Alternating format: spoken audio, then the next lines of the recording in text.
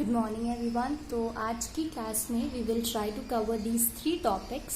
Cell membrane, cell wall और nucleus को हम लोग कवर करने की कोशिश करेंगे। So let us begin one by one. Will start with cell membrane. Alright, तो सबसे पहले थोड़ा सा इंट्रो देख लेते हैं सेल मेम्ब्रेन के बारे में। देखो, ये मैं पहले भी बता चुकी हूँ वैसे, बट एक बार फिर से देख लो। देखो, हमारे पास होता है प्लांट सेल और animal cell.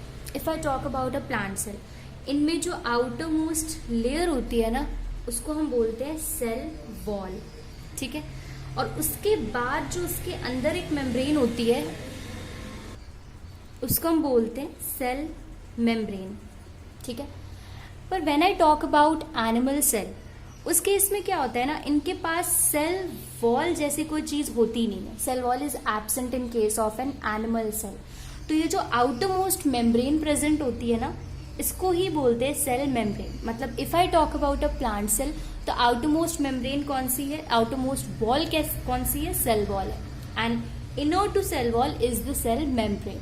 But if I talk about an animal cell, उनमें जो आउटर मोस्ट आपको मेम्ब्रेन दिखेगी वो सेल मेम्ब्रेन है। मतलब एक तो चीज कंफर्म है कि सेल मेम्ब्रेन आपको प्लांट सेल, एनिमल सेल दोनों में मिलेगी। बट सेल वॉल जो है, that is present only in plant cell and it is absent in case of animal cell, ठीक है। एक छोटी सी और बात हम यहाँ पे समझ लेते हैं।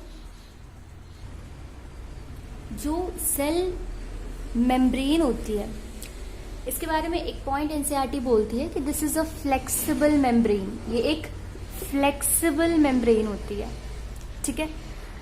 पर जो सेल वॉल होती है ना हमारी, दैट इज रिजिड। दोनों में क्या है, फर्क है। जो प्लांट सेल में हमें सेल वॉल देखने को मिलती है, दैट इज वेरी रिजिड। पर जो सेल मेम्ब्रेन होती है या प्लाज्मा मेम्ब्रेन होती है, वो चाहे प्लांट सेल हो चाहे एनिमल सेल हो, कॉम्पोजिशन सेम होती है दोनों की। और मेम्ब्रेन कैसी होती है, फ्लेक्सिबल। और ये वॉल कैसी है, this is rigid. Next point है सेल मेम्ब्रेन के बारे में कि जो सेल मेम्ब्रेन होती है ना, this is a selectively permeable membrane. Selectively permeable membrane का मतलब मैं ऑलरेडी बता भी चुकी हूँ इससे पहले वाले वीडियो में। एक बार फिर से देख लेते हैं कि what is the meaning of selectively permeable membrane. Cell membrane आपकी कैसी होती है, सेलेक्टिवली परमिएबल। देखो, इसके वर्ड में इसका मतलब छुपा हुआ है। सेलेक्टिवली मतलब क्या होता है, सेलेक्ट करना, सेलेक्टिव होना, चूजी होना। सेलेक्टिवली परमिएबल मेम्ब्रेन, तो सेलेक्टिव मतलब ये जो सेल मेम्ब्रेन है ना, ये कैसी मेम्ब्रेन है, एक सेलेक्टिव मेम्ब्रेन है, एक चूजी मेम्ब्रेन है। मतलब it will allow only certain molecule to pass through it. ये आपकी सेल मेम्ब्रेन है। This is very specific membrane. Specific क्यों बोल रहे हैं या सेलेक्टिव क्यों बोल रहे हैं, क्योंकि ये कुछ ही सब्सटेंसेस का मूवमेंट अलाउ करती है, ठीक है। कुछ ऐसे भी मॉलिक्यूल्स होंगे जिनका मूवमेंट ये मेम्ब्रेन अलाउ नहीं करेगी, इसलिए हमने इसे बोला है सेलेक्टिवली परमिएबल मेम्ब्रेन। ऑलराइट, इसके बाद नेक्स्ट पॉइंट है इसकी कॉम्पोजिशन के बारे में कि ये बनी किस चीज से होती है, किन मॉलिक्यूल से मिलके ये सेल मेम्ब्रेन बनती है। तो जो सेल मेम्ब्रेन होती है ना हमारी, ये बनी होती है, इसके मैं कुछ मॉलिक्यूल्स लिखती हूँ, जैसे लिपिड।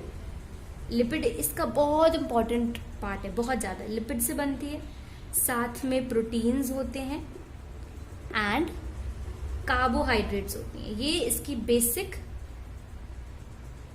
कॉम्पोजिशन है, कार्बोहाइड्रेट्स, ठीक है। तो जो लिपिड होती है ना, इसकी बायलेयर होती है। ऑल्दो इतना डिटेल में जाने की हमें जरूरत नहीं है कि 12th स्टैंडर्ड में सारी चीजें हमें बताई जाती हैं, 11th-12th में। बट एनीवेज, तो ये जो लिपिड है इसकी क्या है, बायलेयर है। बायलेयर मतलब 2 लेयर्स प्रेजेंट होती है लिपिड की in the cell membrane.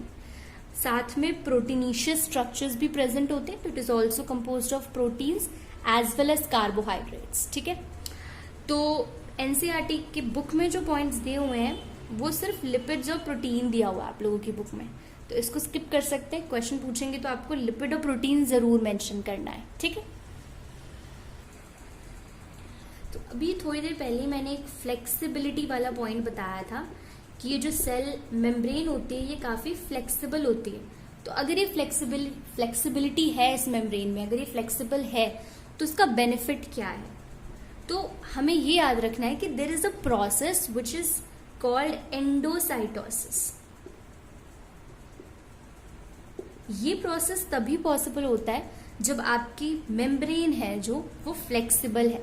This process is endocytosis. इसका मतलब क्या होता है एंडोसाइटोसिस का? देखो, एंडो मतलब तो हो गया इनसाइड, और साइटो वर्ड का मतलब क्या होता है? सेल।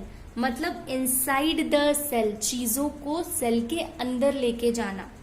अब ये जो चीजें हैं ये कुछ भी हो सकती है, it can be food material. तो ये क्या करेगा? एंडोसाइटोसिस के प्रोसेस से this cell membrane, because of the flexibility of this cell membrane, ये फूड को क्या कर लेगा? एनगल्फ कर लेगा। फूड के अलावा कोई और भी मॉलिक्यूल्स हैं, उनको भी ये क्या करेगा? अंदर एंट्री देगा, पर वो कुछ स्पेसिफिक मॉलिक्यूल्स ही होंगे, सबको एंट्री नहीं देता। तो इस प्रोसेस को हम क्या बोलते हैं? Endocytosis. And endocytosis is facilitated by the flexibility of cell membrane. ठीक है, इसका एग्जाम्पल है, हमने पढ़ा था ना यूनिसेलुलर ऑर्गेनिज्म अमीबा के बारे में। तो ये जो अमीबा है ये फूड को एनगल्फ करता है with the help of this process known as endocytosis, and this is possible only because the cell membrane is flexible. I hope ये पॉइंट भी क्लियर हो गया है। तो एक लाइन है एनसीईआरटी में जो लिखी हुई है, मैं एक बार दिखाना चाहती हूँ आप लोगों को, प्लीज अपनी बुक्स में चेक कर लेना। ये लाइन है, different molecules move in and out of the cell through a type of transport requiring use of energy।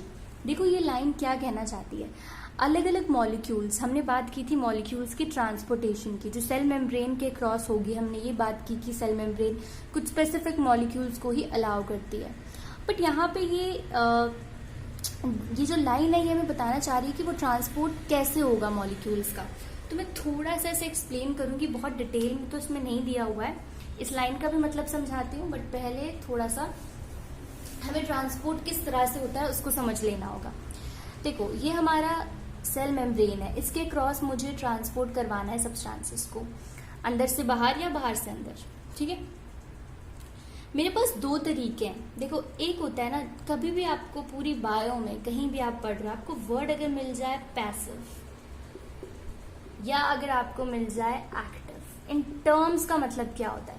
देखो, पैसिव मतलब होता है कि कोई भी ऐसा प्रोसेस, जैसे यहाँ हम कौन से प्रोसेस की बात कर रहे हैं? ट्रांसपोर्टेशन प्रोसेस की। तो let me write it, passive transport and this is active transport. तो पैसिव ट्रांसपोर्ट ऐसा ट्रांसपोर्ट होता है जहां पे there is no expenditure of energy. And in biology whenever I say energy, I am directly referring to ATP, right? तो no expenditure of energy यानी कि no expenditure of ATP molecule. ठीक है, पर जो एक्टिव ट्रांसपोर्ट होता है उसमें there is expenditure of ATP molecule. वो प्रोसेस करने में आपको एनर्जी कंज्यूम करनी पड़ेगी, एनर्जी की रिक्वायरमेंट होगी, एटीपी की रिक्वायरमेंट होगी। ऐसे प्रोसेस को बोलते हैं एक्टिव ट्रांसपोर्ट। इधर मैं क्या लिख सकती हूँ? Energy is required for the transport of molecule across the plasma membrane। ठीक है, यहां पे कोई भी एनर्जी नहीं लग रही। जैसे पैसिव ट्रांसपोर्ट का एक एग्जांपल दो, जो अभी तक हम पढ़ रहे हैं ना इतनी देर से, डिफ्यूजन, सिंपल डिफ्यूजन, या सिंपल ना भी लिखे, सिंपली डिफ्यूजन ही लिख दूं। तो ये जो डिफ्यूजन है, this is an example of passive transport. इसमें कोई एक्सपेंडिचर ऑफ एनर्जी नहीं लगती। इनफैक्ट ऑस्मोसिस जो हमने पढ़ा है, this is also passive transport, क्योंकि ऑस्मोसिस क्या है? It is a special type of diffusion. तो diffusion is a passive process, यहाँ पे कोई भी एक्सपेंडिचर ऑफ एनर्जी एटीपी नहीं लग रहा। Whereas an active transport energy की रिक्वायरमेंट होती है। This is an active process. अब इस लाइन को एक बार फिर से देखते हैं। यहाँ this line, different molecules move in and out of the cell. अलग अलग मॉलिक्यूल सेल के अंदर जाते हैं, सेल के अंदर से सेल के बाहर भी जाते हैं, right? Through a type of transport requiring use of energy. ऐसे तरह के ट्रांसपोर्ट से जहां पे एनर्जी की रिक्वायरमेंट है। तो ये लाइन एक्चुअली में आपकी डेफिनेशन है एक्टिव ट्रांसपोर्ट की। इन्होंने without mentioning the term active transport इसको सिंपली यहाँ डिफाइन कर दिया। तो आई होप इस लाइन का मतलब भी क्लियर हो गया होगा। अच्छा, नेक्स्ट बात करते हैं अबाउट द सेल वॉल। तो सेल वॉल के बारे में पहले मैं प्लांट और एनिमल सेल दोनों का ही डिफाइन कर चुकी हूँ कि सेल वॉल हाँ सिर्फ प्लांट सेल में होती है, एनिमल सेल में एब्सेंट होती है। एक रिजिड आउटर कवरिंग होती है cell wall of the plant cell. तो ये सारे तो बेसिक पॉइंट्स हमें क्लियर ही थे। तो सीधा इसकी कॉम्पोजिशन की बात करते हैं। सबसे पहले what is the composition of cell wall, कि भाई ये सेल वॉल बनी किस किस मॉलिक्यूल से मिलकर है। ठीक है, तो कॉम्पोजिशन जो मेन कंपोनेंट है सेल वॉल का, कई चीजें मिलके बनाती है पर जो मेन कंपोनेंट है, जो मेजर पोर्शन बनाता है, इसको बोलते हैं, सुना होगा सबने ये वर्ड तो कभी ना कभी, सेल्यूलोज। तो सेल्यूलोज से मिलके सेल्यूलोज इसका मेजर कंपोनेंट है ना, ऐसे आप लिख सकते हो ब्रैकेट के अंदर, मेजर कंपोनेंट है।